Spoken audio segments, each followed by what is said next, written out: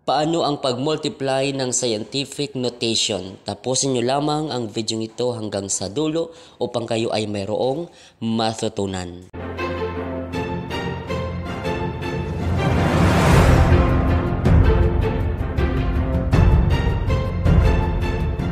Bago nating simulan, tayo muna ay mag-pray. Dear God, as we begin this lesson today, we thank you for the gift of learning and the chance to explore the world around us. Please be with us, guide our minds, and help us to understand and remember what we learn. Bless our teachers and make this time of learning fun and exciting. In Jesus' name, we pray, Amen. Ngayon, ating nang simulan. Multiplying with scientific notation. Okay, ngayon sa ating pag-multiply ng decimal number, hindi ko na po ito ilalaborate, pero ang isang video ko na how to multiply decimal number, yung nasa baba ng description, yung link. So, panoorin nyo na lang po kung paano ang pag-multiply ng decimal number. Okay, so ngayon ang given number 1 sa ating pag-multiply ng scientific notation, 9.6 times 10 the power of 7 times 4.3 times 10 the power of 4. So, unang gagawin natin, ating lang i-multiply itong coefficient. Then, ang kanilang exponent ay ating lang i-add. Okay? Itong ating multiply, 9.6 times 4.3. The product is 4128. So, ilan ang decimal point? 2. Magbilang tayo mula sa kanan papuntang kaliwa. That is 1, 2. So, itong ating decimal point, 41.28 times 10, then i-add natin exponent 7 plus 4, that is the power of 11. So take note, ang role ng scientific notation, dapat hindi siya tataas ng 10. Okay?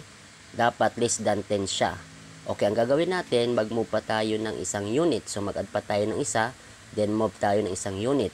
So mula sa 41.28, isang unit, move tayo papuntang kaliwa, that is 1. So ito ang final answer. 4.128 times 10 the power of 12. So yan po ang kanyang answer. Next, number 2, ang given natin, 2.35 times 10 the power of negative 2 times 3.5 times 10 the power of negative 4. Okay, ganun din ang ating gagawin gaya sa number 1. Ating lang i-multiply itong coefficient. Okay, 2.35 times 3.5, that is 8225. Okay, ngayon ilan ang decimal place dito? Bilangin natin, 1, 2, 3. So, 3. So, bilang tayo ng decimal point mula dito sa kanan papuntang kaliwa, 1, 2, 3. So, ito ang ating decimal point. Then, yung kanilang exponent ay ating i-combine. Okay, take note, para silang may sign. Okay, sa pag-add ng integers, okay, naituro ko sa inyo, na sa pag-add ng integers, negative plus negative, add the number and copy the common sign. Okay, ang exponent natin ay negative 2 plus negative 4, that is 6. Copy ang kanilang common na sign, that is negative. Yan po ang kanyang answer, 8.225 times 10 the power of negative 6. Next, number 3, last number. Ang given ay 4.12 times 10 the power of negative 8 times 5.2 times 10 the power of 5. Ganon din ang ating gagawin. Ating lang i-multiply itong coefficient. That is 4.12 times 5.2. The product is 21424. Then, bilangin natin ang kanyang decimal place, 1, 2, 3. Ngayon, Ganon din ang product na ito ay magbibilang tayo ng decimal place para mailagay natin yung ating decimal point.